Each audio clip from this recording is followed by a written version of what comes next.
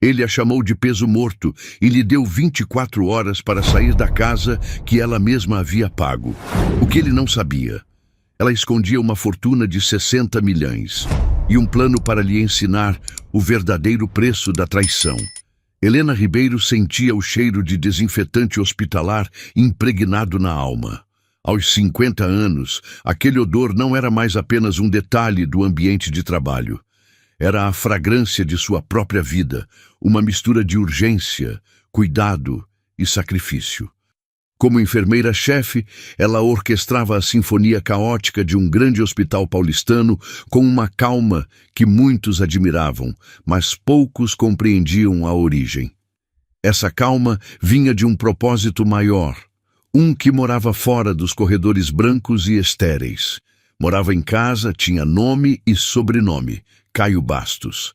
10 anos mais novo, Caio era o sol para o qual Helena deliberadamente girava.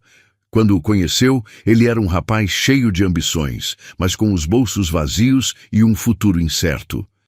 Ela, já estabelecida, viu nele uma chama que merecia ser alimentada, e assim o fez. O amor para Helena sempre foi um verbo, uma ação contínua. Ela não apenas o amou, ela o construiu. A decisão mais difícil, a que ainda lhe arrancava um suspiro discreto nas noites de insônia, foi vender a casa dos pais. Aquele sobrado na Vila Mariana não era apenas tijolo e argamassa. Era o último reduto físico de suas memórias de infância. O cheiro do bolo de fubá da mãe aos sábados. A voz do pai lendo o jornal na varanda. O dinheiro da venda, cada centavo dele, foi depositado não em uma conta de investimentos para sua própria segurança, mas na mensalidade da Faculdade de Direito de Caio. Foi o alicerce sobre o qual ele ergueria seu futuro. Enquanto ele mergulhava nos livros de Vade-Mecum e sonhava com tribunais, Helena mergulhava em uma rotina exaustiva. Turnos duplos se tornaram a norma. Ela trocava o dia pela noite com uma frequência que desregulava seu relógio biológico, mas mantinha as contas em dia. As amigas a convidavam para cafés, para viagens curtas, para simplesmente viver um pouco. "Agora não dá", ela respondia, com um sorriso cansado, mas genuíno. "O Caio está na reta final. Preciso garantir que nada o atrapalhe." Ela era a retaguarda, a engenheira invisível da carreira dele. Cada terno que ele comprava, cada livro, cada inscrição em seminário, tudo passava pelo filtro do seu sacrifício.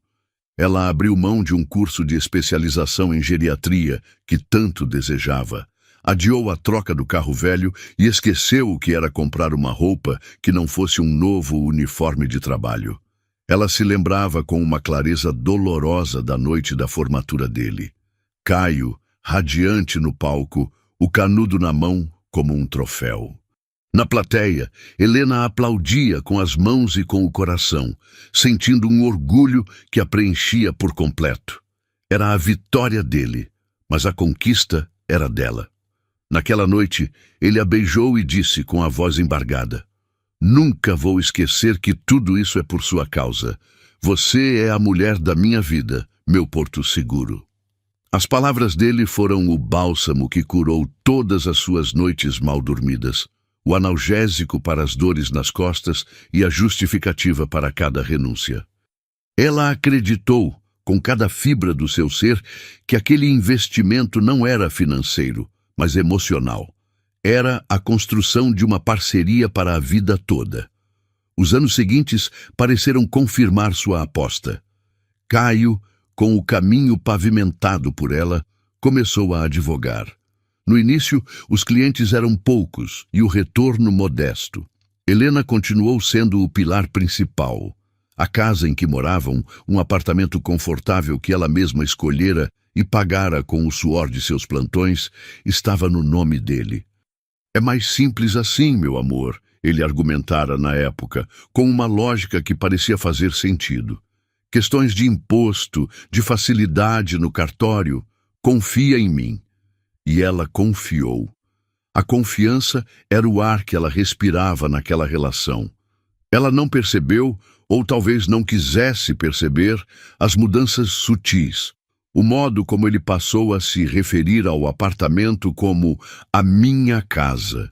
As conversas que antes eram sobre nossos planos e se tornaram sobre minha carreira. Ele começou a frequentar eventos sociais, do meio jurídico, jantares e coquetéis, para os quais ela raramente era convidada. É muito chato, meu bem. Só falam de processos. Você ia detestar, ele dizia. E ela, cansada da rotina hospitalar, acabava concordando. Ela se contentava em ouvir os relatos dele, em ser a ouvinte silenciosa de suas vitórias, sem perceber que estava sendo lentamente movida do centro da vida dele para a periferia. Helena racionalizava tudo. Era natural que ele se dedicasse tanto. A advocacia exigia networking, uma imagem de sucesso.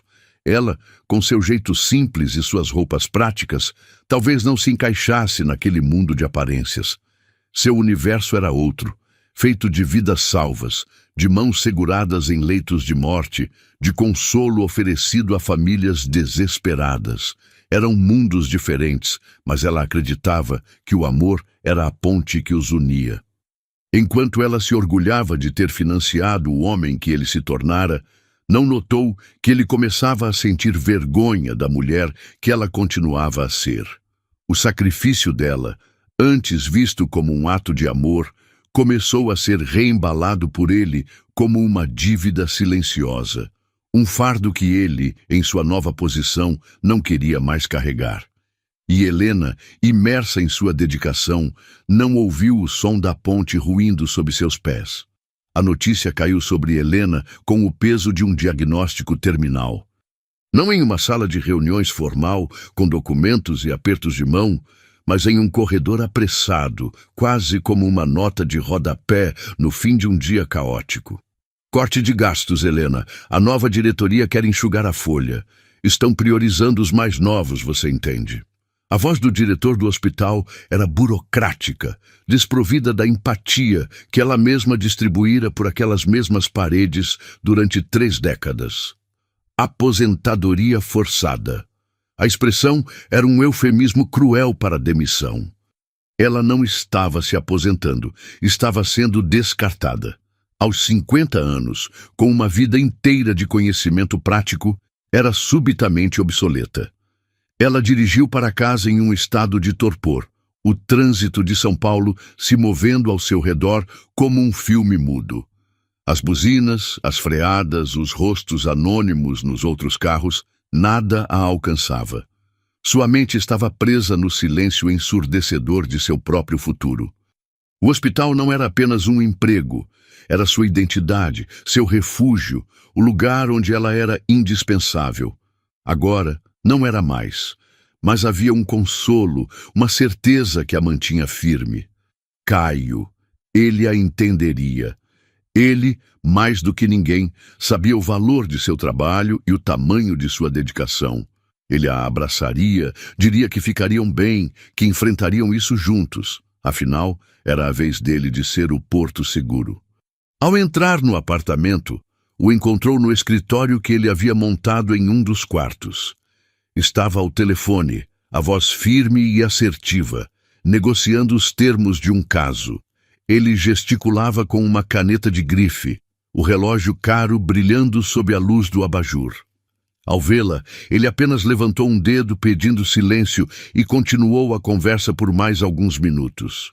Helena ficou parada na porta, sentindo-se uma intrusa em sua própria casa. O cheiro de desinfetante que ela carregava consigo parecia brigar com o aroma de couro e papel caro do escritório dele. Quando ele finalmente desligou, não perguntou como foi seu dia. Apenas disse, com um tom de impaciência: "Preciso de silêncio, Helena. Estou fechando um cliente importante." "Caio, preciso conversar", ela disse, a voz mais frágil do que pretendia. Aconteceu uma coisa, no hospital.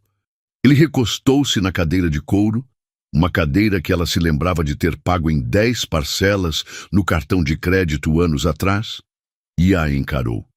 Não havia calor em seu olhar. Apenas uma avaliação fria, como se ela fosse a parte contrária em um litígio. Ela contou tudo. A conversa no corredor, o corte de gastos, a aposentadoria forçada. As palavras saíam tropeçando, carregadas de uma dor que ela mal conseguia nomear. Esperava um gesto, uma palavra de conforto, qualquer coisa que a ancorasse naquele mar de incertezas. O que veio, no entanto, foi um silêncio cortante. Caio não se moveu. Seus olhos percorreram o rosto dela, não com compaixão, mas com um cálculo rápido e brutal. Ele não via a dor dela, via um problema financeiro. Então é isso? Acabou? Ele perguntou, a voz desprovida de qualquer emoção. Não tem mais salário e o plano de saúde. Caio, eu fui demitida, ela repetiu, a incredulidade começando a se misturar com a dor. Você não entende? Meu chão se abriu. Eu entendo perfeitamente, ele disse levantando-se. Ele caminhou pela sala, as mãos nos bolsos da calça de alfaiataria. Não a olhava. Olhava para as paredes, para os móveis, como se reavaliasse o valor de cada objeto. Eu entendo que agora a única fonte de renda desta casa sou eu. Entendo que minhas despesas vão aumentar. Entendo que o padrão de vida que eu lutei tanto para construir está em risco. A palavra eu ecoou no silêncio do apartamento. Helena sentiu um frio que começava na base da espinha e se espalhava por todo o corpo. O homem por quem ela sacrificara seus sonhos não estava ali. Em seu lugar, havia um estranho, um contador impiedoso que somava perdas e danos. Nós vamos dar um jeito, ela sussurrou, mais para si mesma do que para ele. Eu posso procurar outra coisa, dar aulas. Ele riu. Um riso curto, seco, desdenhoso. Dar aulas? Helena, acorde. O mundo mudou. Quem vai contratar uma enfermeira de 50 anos? Você se tornou um peso financeiro que eu não estou disposto a carregar. Cada palavra era um golpe físico. Peso. A mulher que o erguera do nada era agora um fardo. A dor em seu peito era tão intensa que ela teve que se apoiar no batente da porta para não cair. Ela o viu caminhar até a janela, olhar para a cidade iluminada lá fora. Uma cidade que, para ele, representava oportunidades, e para ela, naquele momento, apenas o vazio. Então, ele se virou e proferiu a sentença, com a mesma frieza com que um juiz lê um veredito. Eu preciso deste apartamento inteiro para mim. Preciso de espaço, de uma imagem profissional. Este quarto onde você guarda suas coisas vai ser meu novo escritório, um lugar decente para receber meus clientes. Não posso ter você circulando por aqui com essa cara de derrota. Helena não conseguia acreditar no que ouvia. A realidade parecia se desfazer, se liquefazer em um pesadelo absurdo. Este quarto, Caio, esta casa, eu paguei por esta casa. O apartamento está no meu nome, Helena. Legalmente é meu. Ele retrucou, a voz afiada como uma lâmina. E eu preciso que você saia. Te dou 48 horas. É tempo suficiente para você arrumar suas coisas e encontrar um lugar para ficar. Talvez a casa de alguma amiga sua do hospital. 48 horas. 280 mil plantões. A venda da casa de seus pais. 30 anos de dedicação. Tudo se resumia a 48 horas para desaparecer. O choque era tão profundo que as lágrimas não vinham. Havia apenas um vazio gelado, uma compreensão terrível que se instalava em seu ser. O amor de sua vida não a estava apenas abandonando, ele a estava apagando, como se ela fosse um erro de cálculo em sua planilha de sucesso. Ele não a via mais, via apenas um peso morto. E a casa que ela comprara com seu suor, o lar que ela construíra com seu amor, era agora o palco de sua mais profunda humilhação. Ele não estava apenas a expulsando de casa, estava a expulsando da vida que ela mesma havia financiado. As 48 horas seguintes se desdobraram em uma névoa de incredulidade e dor silenciosa. Helena não chorou. As lágrimas pareciam congeladas em algum lugar profundo, um reservatório de mágoa tão vasto que ainda não encontrara um caminho para a superfície. Ela se moveu pelo apartamento como um fantasma, o som de seus próprios passos ecoando o vazio que se instalara em seu peito. Caio a ignorava com uma eficiência assustadora. Ele saía cedo, voltava tarde, falava ao telefone em voz baixa, sempre com a porta do escritório fechada. Era como se ela já tivesse deixado de existir. A casa, que antes era um lar, transformara-se em um território hostil, um relógio em contagem regressiva para sua expulsão. Ela começou a empacotar, não as grandes coisas, os móveis que ela comprara, a decoração que escolhera, apenas seus pertences pessoais, as poucas roupas que não eram uniformes, os livros de enfermagem com as páginas amareladas, as fotografias antigas de seus pais. Cada objeto era um fragmento de uma vida que agora parecia pertencer a outra pessoa. Ao pegar um porta-retrato com uma foto do dia do casamento deles, ela e Caio sorrindo, a felicidade tão palpável que quase doía olhar, ela o encarou por um longo tempo. Não sentiu raiva, não ainda. Sentiu uma confusão profunda, a mesma que um arquiteto sentiria ao ver o prédio que projetou e construiu desabar sem nenhuma razão aparente. Ela colocou a foto virada para baixo dentro de uma caixa de papelão. Na manhã do segundo dia, com o prazo se esgotando, seu celular tocou. Era um número desconhecido, de um escritório de advocacia. Sua primeira reação foi ignorar, pensando ser algum engano ou telemarketing. Mas a insistência, uma segunda e terceira chamada, a fez atender com uma voz cansada. Do outro lado, um homem se apresentou como Dr. Almeida, o advogado responsável pelo espólio de uma de suas antigas pacientes. O nome que ele pronunciou a fez parar no meio do corredor, com uma pilha de lençóis nos braços. Odete Antunes. Dona Odete. A imagem da senhora veio à mente de Helena com uma clareza inesperada. Uma empresária do ramo têxtil, reclusa e sem herdeiros diretos, que passara os últimos anos de sua vida sob os cuidados intermitentes do hospital. Helena fora mais do que uma enfermeira para ela. Nos longos plantões noturnos, quando a solidão e a dor se tornavam companheiras cruéis para a idosa, Helena se sentava ao seu lado. Elas não falavam apenas de medicamentos e procedimentos, falavam da vida. Dona Odete, com sua mente ainda afiada, contava histórias de suas viagens pelo mundo, dos tecidos que criara, dos amores que vivera. E Helena, em troca, compartilhava pedaços de sua própria história, a dedicação ao marido, os sonhos adiados. Dona Odete a ouvia com uma atenção penetrante, seus olhos pequenos e brilhantes, parecendo enxergar além das palavras. Você tem um coração bom demais para um mundo que nem sempre é gentil, minha filha, a velha senhora lhe dissera uma vez, segurando sua mão com uma força surpreendente. Nunca deixe que ninguém apague o seu valor. Dona Odete havia falecido há pouco mais de um mês.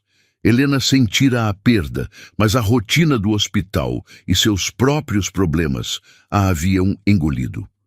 Agora, o advogado estava ao telefone, falando em termos jurídicos que soavam distantes. A leitura do testamento, única beneficiária. Um legado em agradecimento. Helena não estava processando a informação. Sua mente estava ocupada em decidir para qual hotel barato ligaria, quanto dinheiro tinha em sua conta para sobreviver nas próximas semanas. Senhora Ribeiro, a senhora está me ouvindo? A voz do advogado a trouxe de volta à realidade. Dona Odete Antunes deixou para a senhora a totalidade de seus bens. Após a liquidação dos ativos e o pagamento dos impostos, o valor líquido do patrimônio é de 60 milhões de reais. 60 milhões de reais. As palavras pairaram no ar, desprovidas de sentido. Helena encostou-se na parede fria, o celular pressionado contra a orelha. Era um engano, Um trote de mau gosto, uma alucinação causada pelo estresse e pela falta de sono. Deve haver algum engano, doutor. Eu era apenas a enfermeira dela. Não há engano algum, senhora Ribeiro, o advogado respondeu com uma paciência profissional. O testamento é explícito e foi lavrado com total clareza. Dona Odete deixou uma carta explicando suas razões. Ela a descreve como a pessoa mais humana e digna que conheceu em seus últimos 15 anos de vida. Ela queria que seu dinheiro fosse para alguém que soubesse o verdadeiro valor das coisas, e não apenas o preço. Precisamos marcar uma reunião para iniciar os procedimentos de transferência. A senhora está disponível amanhã? Helena desligou o telefone em um estado de choque que superava tudo o que sentira nos últimos 2 dias. O número na tela do celular parecia irreal. 60 milhões. A quantia era tão astronômica, tão fora de sua realidade, que seu cérebro se recusava a aceitá-la. Ela olhou ao redor, para as caixas de papelão que continham os restos de sua vida, para a porta fechada do escritório onde o homem que a chamara de peso morto trabalhava para construir sua própria fortuna. Uma risada escapou de seus lábios. Não foi uma risada de alegria, mas de uma ironia tão profunda, tão cósmica, que beirava a loucura. No exato momento em que fora reduzida a nada, despojada de sua casa, de sua carreira e de sua dignidade, ela havia se tornado uma milionária. A carta de Dona Odete, que o advogado leu para ela por telefone mais tarde, foi o que a ancorou. Não eram apenas palavras, era um testemunho. A idosa descrevia como Helena ajustava seu travesseiro sem que ela precisasse pedir, como lhe trazia uma xícara de chá quente nas madrugadas frias, como ouvia suas histórias repetidas com um interesse que nunca parecia falso. Ela cuidou da minha alma quando meu corpo já desistia, dizia um trecho. Deixo a ela minha fortuna não como pagamento, mas como uma ferramenta. Uma ferramenta para que ela possa finalmente construir a vida que merece, livre das amarras que outros impuseram a ela. Naquela noite, a última em sua antiga casa, Helena não dormiu. Sentada no chão da sala, cercada por suas caixas, ela sentiu as lágrimas finalmente chegarem. Elas não eram de tristeza pela traição de Caio, mas de uma gratidão avassaladora por uma mulher que a vira de verdade. Dona Odete não via a enfermeira, a esposa de alguém, a mulher de meia-idade. Ela via Helena. E em seu último ato, ela lhe devolvera não apenas a segurança financeira, mas algo infinitamente mais precioso, a noção de seu próprio valor. O dinheiro era um escudo, uma fortaleza. Mas a validação contida naquela carta era a arma que ela precisaria para lutar. E pela primeira vez em muito tempo, Helena começou a pensar não no que havia perdido, mas no que poderia construir. Na manhã seguinte, Helena acordou antes do sol. O chão duro da sala havia lhe deixado o corpo dolorido, mas a mente estava surpreendentemente lúcida. O prazo de Caio se esgotava em poucas horas. Pela primeira vez, a contagem regressiva não lhe trazia pânico, mas uma estranha sensação de poder. Ela se levantou, olhou para as 3 caixas de papelão que continham sua vida antiga e tomou a primeira decisão de sua nova existência. Não levaria nada. Deixaria tudo para trás, não como uma vítima que foge, mas como uma rainha que abdica de um reino em ruínas. Aqueles objetos estavam impregnados da memória do sacrifício, da renúncia. Sua nova vida exigia um começo limpo, sem âncoras para o passado. Ela tomou um banho demorado, usando o sabonete caro que Caio gostava e que ela sempre evitava para economizar. Vestiu a melhor roupa que tinha, um conjunto simples, mas elegante, que guardava para ocasiões especiais que nunca chegavam. Penteou os cabelos, passou um batom discreto. Ao se olhar no espelho, não viu a enfermeira cansada ou a mulher expulsa. Viu uma desconhecida, alguém com um brilho de determinação nos olhos que ela não reconhecia. Quando Caio saiu do quarto, já vestido em um de seus ternos impecáveis, ele parou ao vê-la. Havia uma expectativa em sua postura, talvez esperando encontrá-la em prantos, suplicando por mais tempo. A calma e a dignidade dela o desarmaram. "Suas coisas já estão prontas?" ele perguntou, a voz tentando soar firme, mas com uma ponta de hesitação. "Sim", respondeu Helena, a voz clara e sem tremor. "Não vou levar nada." Ele franziu a testa, confuso. "Como assim? E para onde você vai?" "Não se preocupe comigo, Caio. Eu sei me cuidar", ela disse. E naquelas palavras simples havia o peso de décadas de autossuficiência que ele nunca se dera ao trabalho de notar. Ela caminhou em direção à porta. Não olhou para trás, para o apartamento que pagara, para o homem que amara. Ao girar a maçaneta, sentiu o peso da chave em seu bolso. Tirou-a, colocou-a sobre o aparador da entrada e fechou a porta atrás de si sem fazer barulho. O clique suave da fechadura foi o som mais libertador que já ouvira. Do lado de fora, o mundo parecia diferente. O ar da manhã em São Paulo tinha um cheiro novo, não de poluição, mas de possibilidade. Ela não chamou um táxi comum. Usou um aplicativo e pediu um carro executivo. Queria conforto, queria sentir pela primeira vez que não precisava escolher a opção mais barata. O motorista, um senhor gentil, abriu a porta para ela. Ao se sentar no banco de couro macio, Helena sentiu o primeiro espasmo de uma vida de escolhas próprias. Seu destino não foi a casa de uma amiga ou um abrigo. Foi um dos melhores hotéis da cidade, um lugar cujas diárias custavam mais do que ela ganhava em uma semana de plantões. Ao fazer o check-in, a recepcionista a olhou com uma polidez profissional, talvez se perguntando sobre a mulher sem bagagem.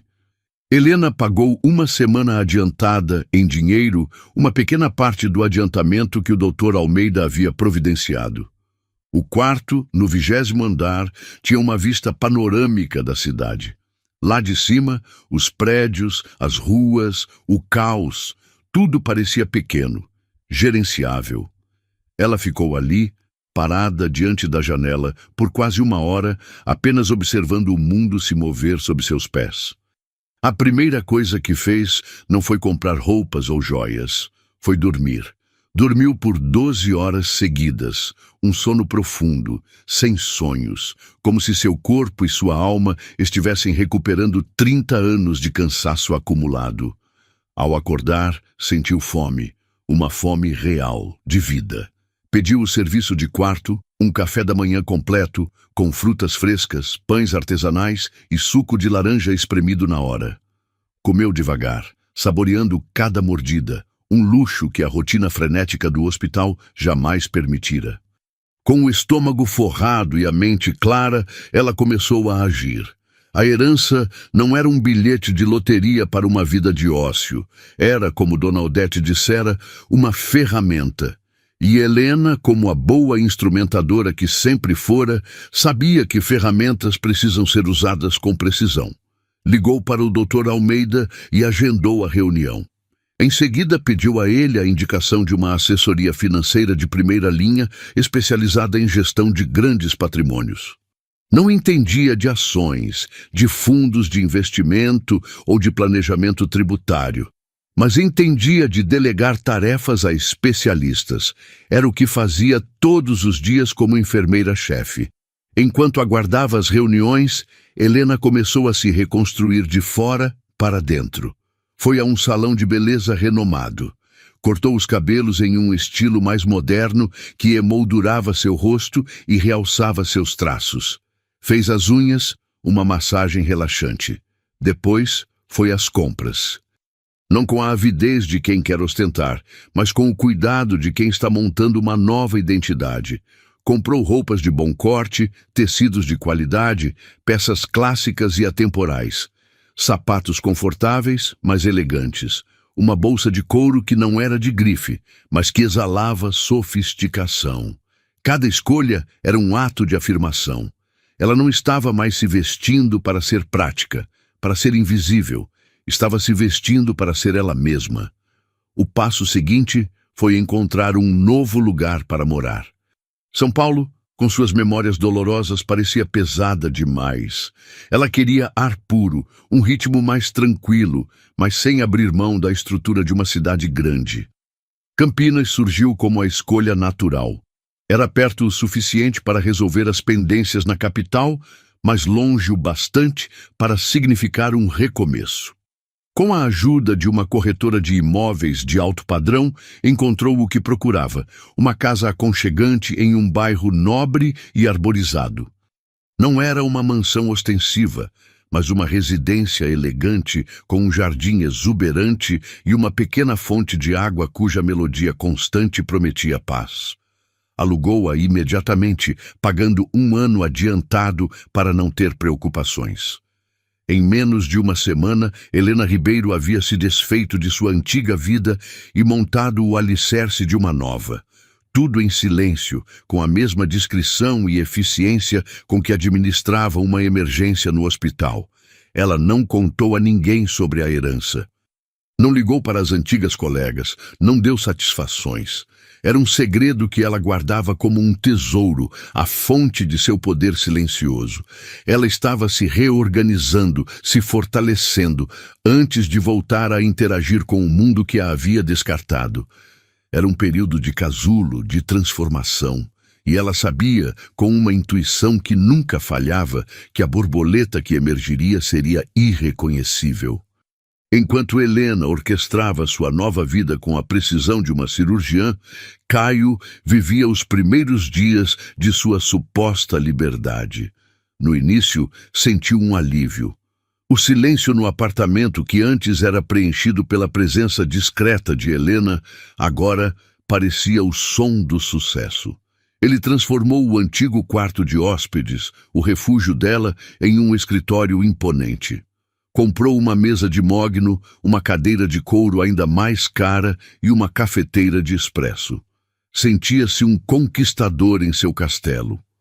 A ausência de Helena era, para ele, a remoção de um lembrete constante de suas origens modestas, da dívida silenciosa que ele se recusava a reconhecer. Contudo, a ausência começou a se manifestar de formas inesperadas.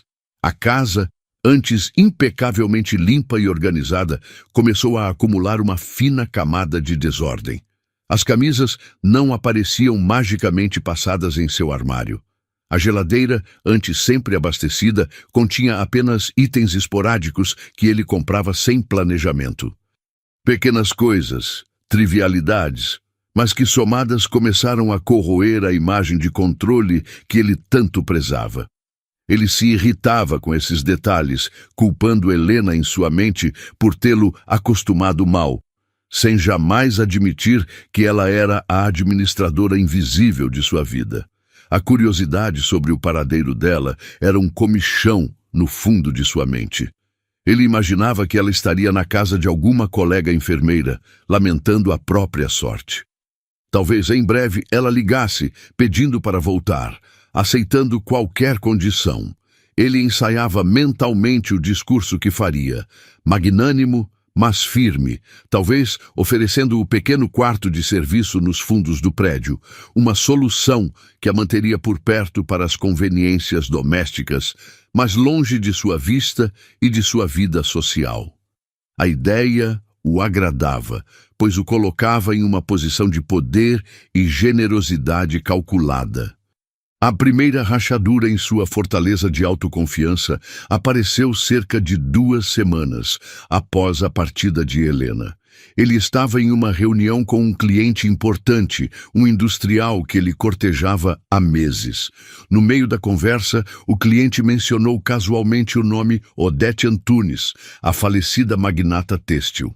"Uma perda para a indústria", disse o homem. "Fiquei sabendo que o testamento dela foi uma surpresa. Deixou tudo, uma fortuna de mais de 50 milhões para uma enfermeira. Um gesto de uma nobreza rara nos dias de hoje." Caio sentiu um calafrio. O nome da paciente era familiar. Helena a mencionava de vez em quando, a senhora reclusa de quem cuidara por anos. Mas a conexão parecia absurda, uma coincidência impossível. Ele forçou um sorriso e mudou de assunto, mas o nome da enfermeira anônima e a cifra astronômica ficaram martelando em sua cabeça. A confirmação veio de uma forma banal e devastadora. Uma nota em uma coluna social online que um colega de escritório lhe mostrou. A nota falava sobre os novos rumos da Fundação Antunes e mencionava a herdeira, a enfermeira Helena Ribeiro, que agora assumiria um papel no conselho. A foto que acompanhava o texto era pequena, mas inconfundível. Era Helena, mas não a Helena que ele conhecia. Esta mulher tinha um corte de cabelo diferente, uma postura ereta, um olhar que não era de cansaço, mas de uma serenidade poderosa. O mundo de Caio desabou. O ar lhe faltou nos pulmões. 60 milhões. A mulher que ele expulsara, que chamara de peso morto, que imaginara estar vivendo de favores, era uma das mulheres mais ricas do país. A ironia era tão violenta, tão esmagadora, que ele sentiu náuseas. Cada insulto, cada palavra de desprezo que ele proferira, agora ecoava em sua mente com o som de sua própria estupidez. A casa que ele reivindicara como sua, o padrão de vida que ele se orgulhava de ter construído, tudo isso era pó, era nada, perto da fortuna que ela agora controlava. Sua primeira reação foi a negação, seguida por uma raiva cega. Raiva dela, por ter escondido isso. Como ela ousara não lhe contar? A lógica distorcida de seu egoísmo o fez se sentir a vítima, o traído. Ele que a acusara de ser um fardo, agora a acusava em sua mente de tê-lo enganado com sua simplicidade. Então, o pânico se instalou, e com ele, a ganância. O desespero para reverter seu erro catastrófico. Ele pegou o celular, as mãos tremendo. O número dela. Ligou. 1, 2, 3 vezes. A chamada ia direto para a caixa postal. A voz dela, gravada meses antes, soava calma e distante, uma assombração de um passado que ele mesmo destruíra. Ele começou a mandar mensagens. A primeira, curta e direta. Helena, precisamos conversar, urgente, sem resposta. A segunda, 1 hora depois, já com um tom de falsa preocupação. Fiquei sabendo o que aconteceu. Estou chocado. Por que não me contou? Fiquei preocupado com você. O silêncio dela era uma parede de gelo.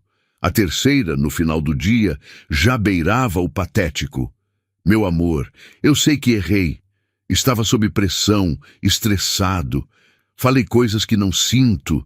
Sinto sua falta. A casa está tão vazia sem você. Nos dias que se seguiram, Caio se transformou. O advogado arrogante deu lugar a um homem obcecado. Ele ligava de números diferentes. Deixava mensagens de voz longas e suplicantes. A narrativa dele mudava a cada tentativa. Ora, ele era o marido arrependido, ora o parceiro de negócios que via grandes oportunidades para eles. Chegou ao cúmulo de oferecer o que antes era a maior das humilhações como um prêmio de consolação. Você pode voltar, meu bem. Fique com o nosso quarto. Eu durmo no escritório, não tem problema.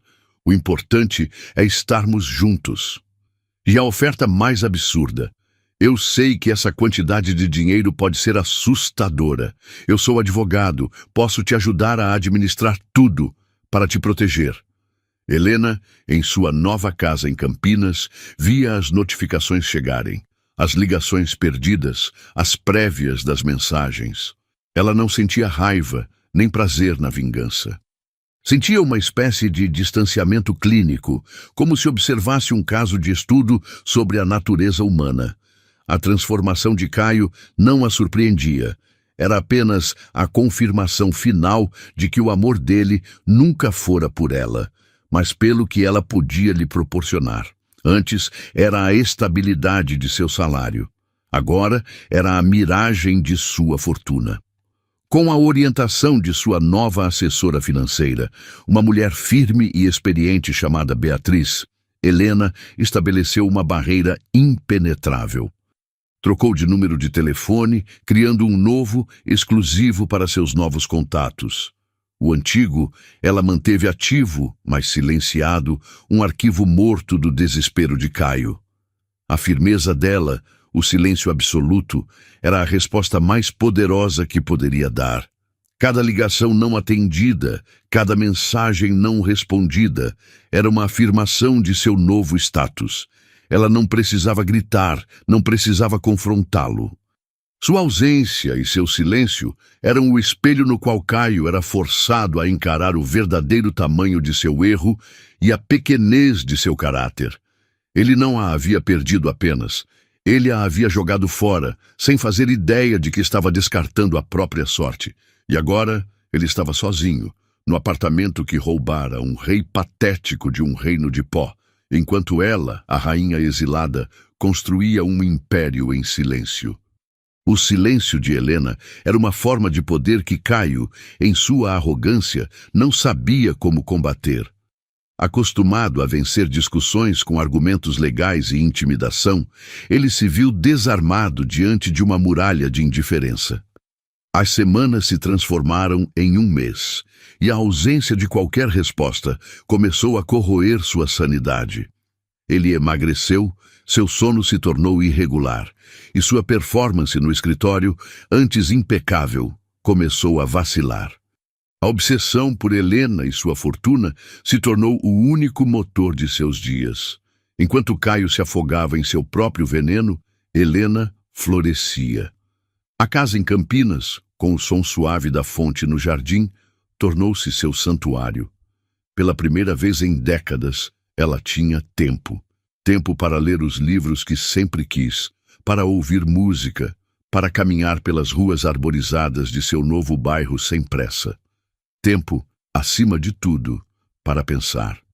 Sua equipe de conselheiros, liderada pela assertiva Beatriz na área financeira e pelo sereno Dr. Almeida na parte legal, funcionava como um filtro, protegendo-a do mundo exterior enquanto ela se fortalecia por dentro. Foi em uma dessas reuniões que o próximo passo de sua jornada começou a tomar forma. Eles revisavam documentos, propriedades e investimentos de Dona Odete quando um arquivo em particular chamou a atenção de Helena, a escritura do apartamento onde ela morara com Caio. Beatriz, com seu olhar aguçado para detalhes, foi direto ao ponto. Helena, este imóvel está no nome de Caio, mas todos os comprovantes de pagamento da entrada e das parcelas do financiamento até a quitação saíram diretamente da sua conta pessoal. Temos um rastro de papel impecável aqui. Dr. Almeida ajustou os óculos complementando a informação. Legalmente a propriedade é de quem consta no registro. No entanto, o que temos aqui é uma prova documental robusta de que você foi a única provedora dos fundos para a aquisição do bem. Em uma disputa judicial, poderíamos argumentar com muita força a seu favor, buscando o ressarcimento integral ou até mesmo a anulação do registro em nome dele, caracterizando uma simulação ou um enriquecimento ilícito da parte dele. Helena ouviu em silêncio. A ideia de um confronto direto nos tribunais, de uma batalha pública, a desagradava. Não era seu estilo. Vingança não era o objetivo. Justiça, no entanto, era outra história. Aquele apartamento não era apenas um bem material. Era o símbolo máximo de seu sacrifício e da traição dele. Era a casa que ela comprara com o dinheiro da venda do lar de seus pais, com o suor de seus plantões. A ideia de que Caio a usufruísse como um troféu de sua crueldade era uma ferida que ainda não cicatrizara. Eu não quero o dinheiro de volta, disse Helena, a voz firme. E não quero arrastar isso por anos na justiça. Eu quero algo mais simples e, para mim, mais valioso. Eu quero que ele admita a verdade. Beatriz e Dr. Almeida se entreolharam, compreendendo a profundidade daquele desejo. Não se tratava de finanças, mas de dignidade. Existe uma maneira de fazer isso sem um processo litigioso? Perguntou Helena. Podemos tentar uma notificação extrajudicial. explicou o Dr. Almeida. Apresentamos a ele todas as provas que temos, os extratos bancários, a origem dos fundos, e propomos um acordo. Um documento onde ele reconhece publicamente que o imóvel foi adquirido com recursos exclusivamente seus. Em troca, nós nos comprometemos a não mover uma ação judicial. Para um advogado como ele, que depende de sua reputação, um processo por fraude ou enriquecimento ilícito seria devastador para a carreira. Ele pode preferir a humilhação privada de assinar um acordo à ruína pública de um escândalo. A estratégia foi traçada. Helena não queria o imóvel de volta para si.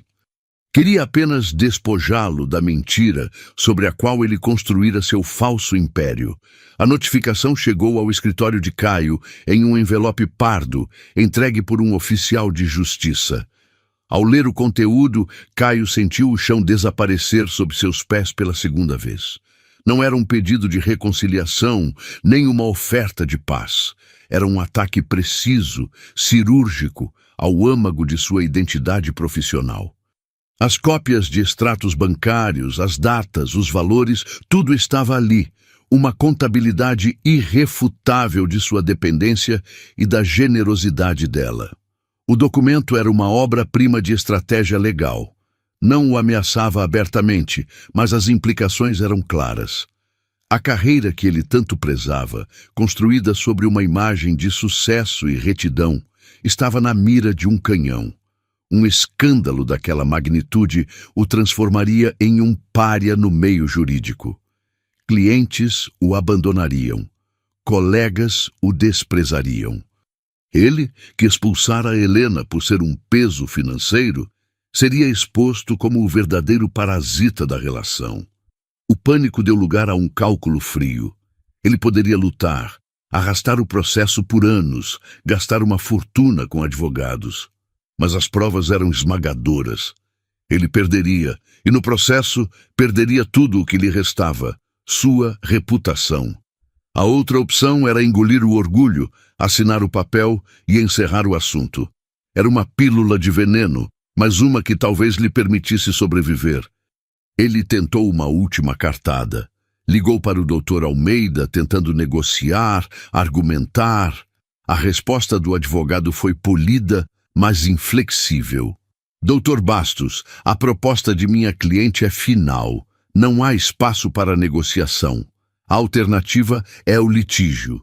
E creio que o senhor compreende perfeitamente as possíveis consequências. Encurralado, humilhado e derrotado, Caio cedeu. A reunião para a assinatura do acordo foi marcada no escritório do Dr. Almeida. Helena fez questão de estar presente. Não por vingança, mas para testemunhar o fechamento daquele ciclo. Quando ela entrou na sala de reuniões, Caio mal a reconheceu. A mulher diante dele não tinha qualquer vestígio da enfermeira de aparência cansada que ele dispensara. Helena vestia um tailleur de linho de cor clara, seu cabelo estava impecável e sua postura exalava uma calma e uma autoridade que o intimidaram profundamente. Ela não o olhou com ódio, mas com uma neutralidade distante que era infinitamente pior. Era o olhar de quem observa algo que já não lhe pertence, que já não lhe afeta. Ele tentou falar, balbuciar um pedido de desculpas, mas a voz não saiu.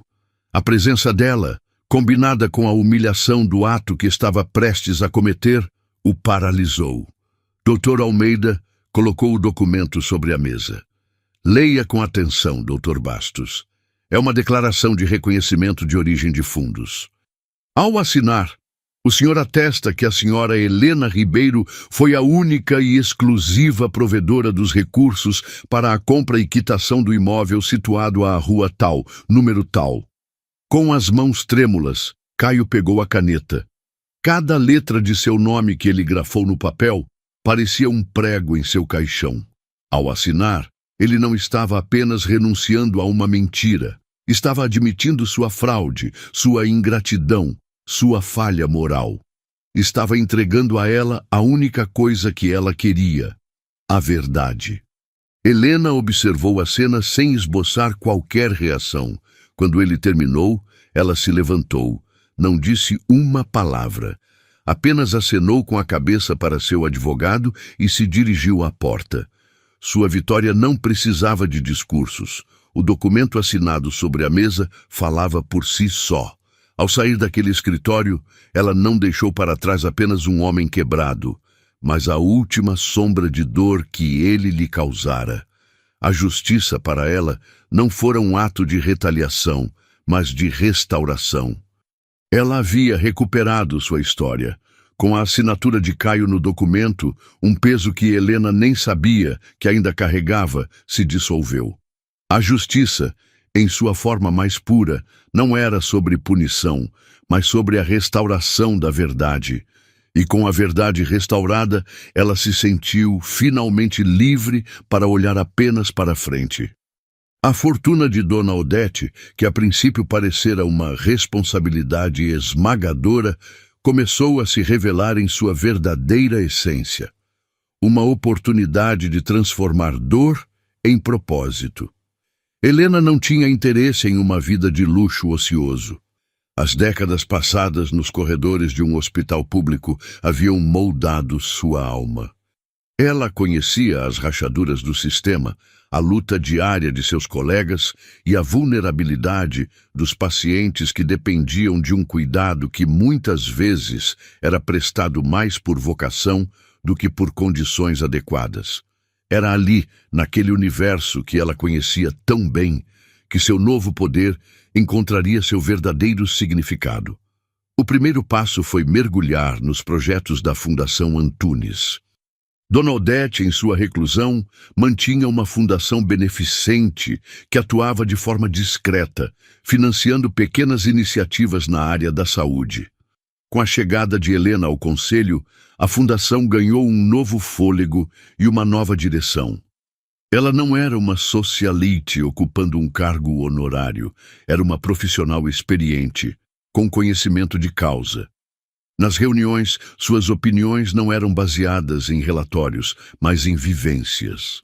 Ela falava sobre a necessidade de equipamentos modernos em hospitais da periferia, sobre a importância de programas de apoio psicológico para profissionais de enfermagem, sobre a urgência de humanizar o atendimento a pacientes idosos. Sua voz, calma e segura, carregava a autoridade de quem esteve na linha de frente, mas seu envolvimento ia além das salas de reunião.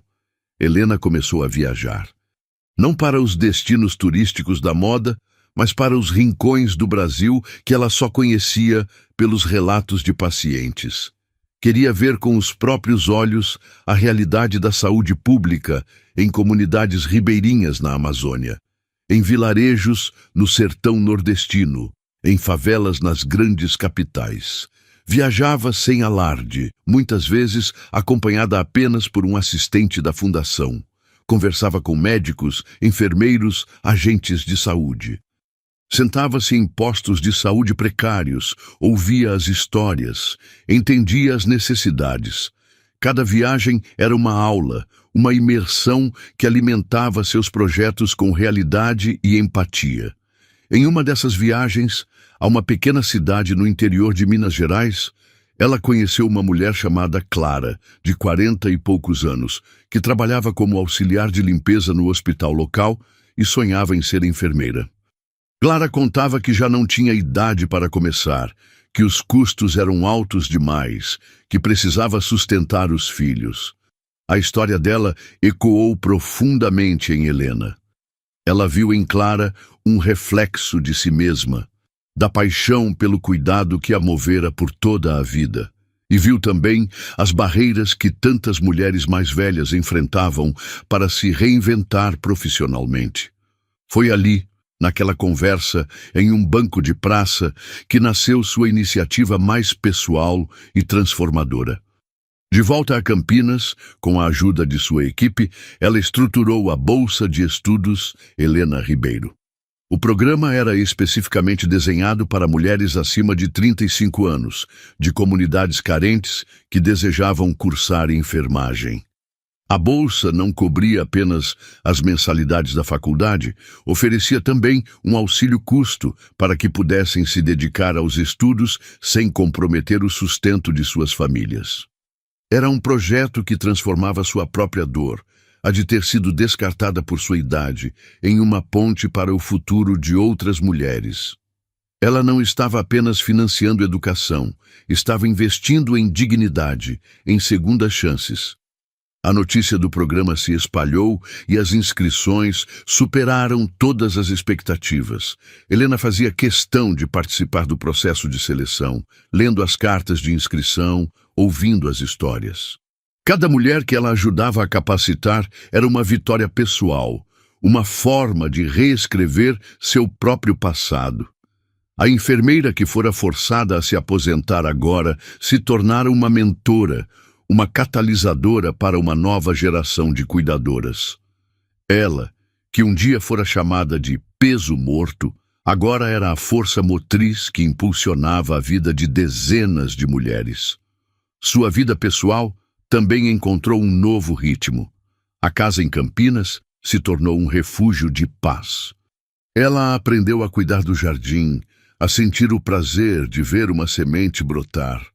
Reatou contato com antigas amigas, aquelas que a vida corrida a havia afastado. Viajavam juntas, davam risada, compartilhavam confidências. Helena descobriu a alegria de uma amizade sem interesses, baseada apenas no afeto e na cumplicidade. Em uma tarde de outono, enquanto tomava um chá na varanda, seu celular tocou. Era um número que ela não reconheceu de imediato. Ao atender, ouviu uma voz jovem e hesitante do outro lado. Tia Helena? É a Lívia. Lívia, a filha do primeiro casamento de Caio. Helena não a via há anos.